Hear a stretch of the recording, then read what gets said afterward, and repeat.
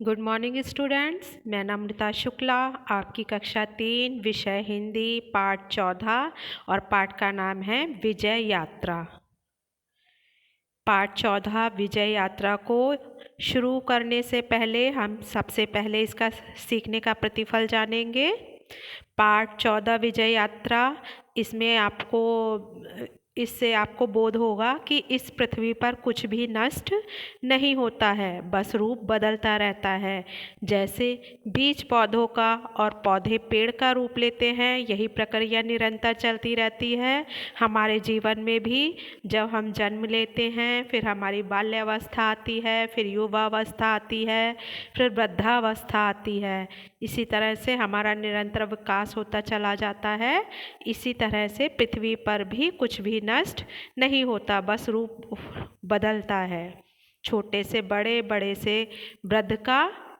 आगे हम इस चैप्टर की रीडिंग स्टार्ट करते हैं। यह एक सहेली रीना ने अपनी प्रिय सहेली रैना के नाम एक पत्र लिखा है, जो मैं आपको पढ़कर सुनाती हूँ। प्रिय रैना, यह पत्र मैं तुम्हें दिल्ली से लिख रही हूँ। मैं तुम्हें पेड़ पौधों से जुड़ी एक बेहद रोचक जानकारी देना चाहती हूँ। रोचक किसे कहते हैं? जो रोचक यानी जिसमें हमें मनोरंजन मिलता है, मतलब हमारा मनोरंजन होता है, रोचक है ना, मन को अच्छी लगने वाली। मैं जानती हूँ तुम्हें भी पेड़ पौधों से कितना लगाव है। दिल्ली शहर से लगभग 70 किलोमीटर दूर एक पक्षी अभयारण्य है, सुल्तानपुर। हम कुछ दिनों पहले पिकनिक मनाने वहाँ गए थे। हरी हरी घास के मैदान, बीच बीच में पेड़ों के झुरमुट, उनके पत्तों से झांकती सर्दियों की धूप और ठंडी हवा। बहुत ही सुंदर स्थान है। मैंने और रोहन ने वहाँ पहुँचते ही खेलना शुरू कर दिया। हम खेल रहे थे कि तभी हवा का एक तेज झोंका आया।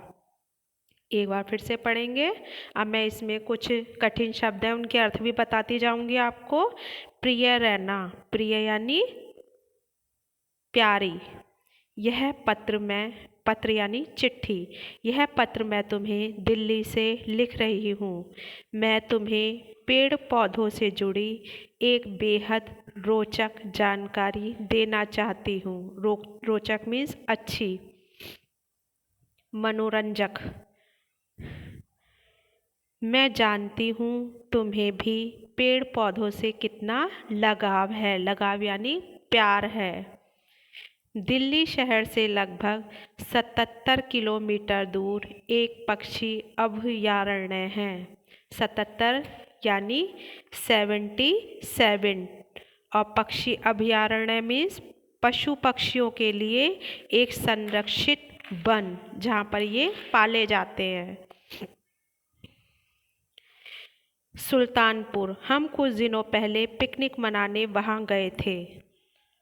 हरी हरी घास के मैदान, वहाँ जो वो अभयारण्य था यानी जो वन था, वहाँ पर वह लोग पिकनिक मनाने के लिए गए थे। कौन? रैना की सहेली रीना। हरी हरी घास के मैदान, वहाँ पर हरी हरी घास के बहुत सुंदर मैदान थे। बीच बीच में पेड़ों के झुरमुट, यानी पास पास बहुत से पेड़ लगे हुए थे, है ना। उनके पत्तों से झांकती सर्दियों की धूप, और उन पत्तों में से सर्दियों की धूप झांक रही थी, और ठंडी हवा। बहुत ही सुंदर स्थान है। मैंने और रोहन ने वहाँ पहुँचते ही खेलना शुरू कर दिया।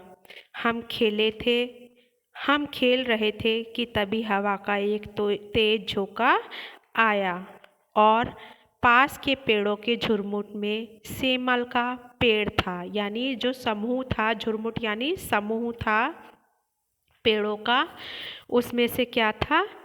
सेमल का पेड़ था। सेमल के फलों से निकली रुई के गोले हवा में उड़ते हुए सारे वातावरण में छा गए। जो वह सेमल का पेड़ था उसमें से रुई के गोले निकल रहे थे, और वह जो रुई के गोले होते हैं वह हल्के होते हैं ना, जब हवा चली तो वह सारे वातावरण में उड़ने लगे, छा गए।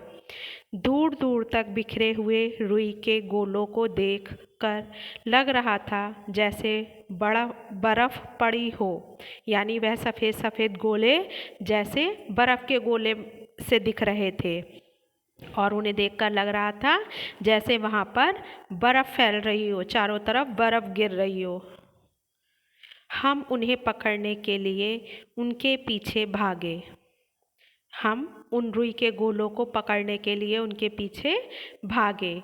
हमने कई गोले जमा कर लिए। उनमें से जो रुई के गोले उड़ रहे थे वह कुछ गोले उन्होंने पकड़ लिए और अपने पास जमा कर लिए, यानी इकट्ठे कर लिए। तुम्हें तो पता ही है मैं स्वभाव से जिज्ञासु हूँ। स्वभाव यानी अपना जो स्वभाव होता है, यानी हमारे पढ़ने का स्वभाव होता है या खेलने का स्वभाव होता है, इसी तरह से कुछ व्यक्तियों का स्वभाव होता है जिज्ञासु, यानी हर पल कुछ नया जानने की इच्छा उनके मन में पैदा होती रहती है। यह उनका स्वभाव होता है, आदत होती है। स्वभाव यानी आदत। मुझे नई नई बातें जानने का कौतूहल सदैव बना रहता था।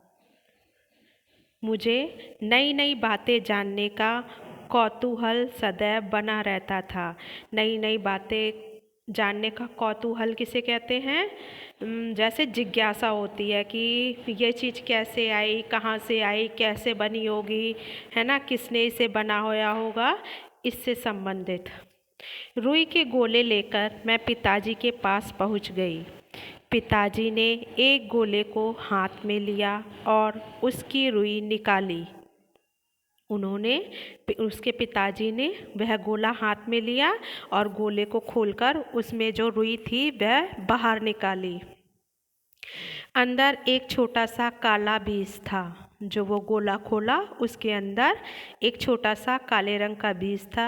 वे हमें सेमल के पेड़ के नीचे ले गए, जहाँ पर वे पेड़ उगे हुए थे, सेमल के जहाँ से वह गोले निकल रहे थे उसके पेड़ के पास उनके पिताजी उन्हें ले गए। उन्होंने हमें बताया कि ये रुई के गोले नहीं हैं, बीज हैं। उनके पिताजी ने उन्हें बताया कि यह रुई के गोले नहीं है, बल्कि इनके अंदर एक काले रंग का बीज है। रोहन ने पूछा कि ये बीज है तो उड़ क्यों रहे हैं? रोहन ने क्या सवाल किया अपने पिताजी से? रोहन ने कहा कि अगर ये बीज हैं तो उड़ क्यों रहे हैं? बीज तो एक ही जगह पड़े रहते हैं, भारी होते हैं।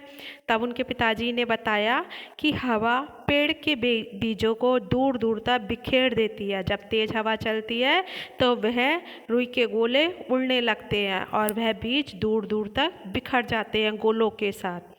ये बीज अच्छी तरह जमीन पाकर अंकुरित हो जाते हैं। अंकुरित यानी इनमें से छोटे छोटे पौधे निकलने लगते हैं, उनका अंकुरण फूटने लगता है और एक दूसरे से उचित दूरी पर उग जाते हैं। धूप, हवा और पानी पर्याप्त मात्रा में मिलने से ये बड़े और स्वस्थ पेड़ बन जाते हैं। जब इन्हें पूरी मात्रा में, यानी जितनी इन्हें चाहिए उचित मात्रा में धूप, हवा और पानी मिलते हैं तो ये बड़े होने लगते हैं। यानी बीज से अंकुरित होकर वह क्या बनते हैं? छोटे नन्हे से पौधे। और फिर जब उन्हें पर्याप्त मात्रा में यानी पूर्ण रूप से धूप, हवा और पानी मिलता है तो ये और बड़े हो जाते हैं, पेड़ बन जाते हैं, स्वस्थ यानी एक हष्ट-पुष्ट पेड़ बन जाते हैं। मैंने पिताजी से फिर पूछा कि क्या बीज सिर्फ हवा से ही फैलते हैं? इस पर पिताजी ने बताया कि ये ऐसे कई बीज हैं जो हवा से उड़कर दूर दूर तक पहुंचते हैं, है ना। एक बार फिर से देख लेंगे इसको शॉर्ट में। पेड़ों के झुरमुट से सेमल का पेड़ था। पेड़ों के झुरमुट में सेमल का पेड़ था। सेमल के फलों से निकले रुई के गोले हवा में उड़ते हुए सारे वातावरण में छा गए। दूर दूर तक बिखरे हुए रुई के गोलों को देखकर लग रहा था जैसे बर्फ पड़ी हो, क्योंकि वह बर्फ की तरह सफ़ेद थे। हम उन्हें पकड़ने के लिए उनके पीछे भागे। हमने कई गोले जमा कर लिए। तुम्हें तो पता ही है कि मैं स्वभाव से जिज्ञासु हूँ। मुझे नई बातें जानने का कौतूहल सदैव बना रहता है।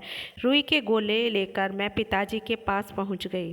पिताजी ने एक गोले को हाथ में लिया और उसकी रुई निकाली। अंदर एक छोटा काला बीज था। वे हमें सेमल के पेड़ के नीचे ले गए। उन्होंने हमें बताया कि ये रुई के गोले नहीं हैं, बीज हैं। रोहन ने पूछा, ये बीज हैं तो उड़ क्यों रहे हैं? पिताजी ने बताया कि हवा पेड़ के बीजों को दूर तक बिखेर देती है। ये बीज अच्छी जमीन पाकर अंकुरित हो जाते हैं और एक दूसरे से उचित दूरी पर उग जाते हैं। धूप, हवा और पानी पर्याप्त मात्रा में मिलने से ये बड़े और स्वस्थ पेड़ बन जाते हैं। मैंने पिताजी से फिर पूछा, क्या बीज सिर्फ हवा से ही फैलते हैं? इस पर पिताजी ने बताया कि ऐसे कई बीज हैं जो हवा से उड़कर दूर दूर तक पहुंचते हैं। वहीं कुछ बीजों को फैलाने में हम मनुष्य भी सहयोग देते हैं। हमने संतरे खाए और बीज फेंक दिए। अब सोचो, संतरे कहाँ से आए हैं? यह तो कोई पेड़ नहीं है। मीलों दूर कोई बगीचा होगा, वहाँ से तोड़े गए, फिर बाजार में आए, फिर हमने खाए और यहाँ फेंक दिए। हम आसपास खाते हैं और गुठली फेंक देते हैं।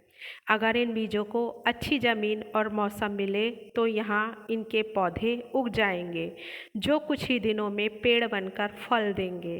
पिताजी ने हमें बताया कि बीज पानी में बहकर भी दूर दूर तक पहुँच जाते हैं और कुछ पेड़ अपने बीज स्वयं बिखेरते हैं। उनके फल सूखने पर जोर से फटते हैं और बीज बिखर जाते हैं। फिर हम झील के विदेशों से आए हुए पक्षी देखने गए। पापा ने हमें समझाया कि हमें आसपास प्रकृति की क्रिया देखने, समझने और उसके बारे में सोचने से ही विज्ञान के बहुत से रहस्य हमारे सामने खुलेंगे। ये सब बातें करते करते कब दिन ढल गया पता ही नहीं चला। तुम्हारी सखी रीना। तो उनके पिताजी ने क्या बताया कि कुछ बीज हवा से उड़कर दूर फैल जाते हैं, वहीं कुछ बीजों को फैलाने में हम मनुष्य भी सहयोग देते हैं, है ना। हमने संतरे खाए और बीज फेंक दिए। बहुत से फल हम ऐसे खाते हैं जिनमें गुठली या बीज होते हैं और वह हम फेंक देते हैं। जब उन्हें पर्याप्त मात्रा में धूप, पानी मिलता है तो वह अंकुरित हो जाते हैं। इसी तरह से उनके पेड़ उगाते हैं।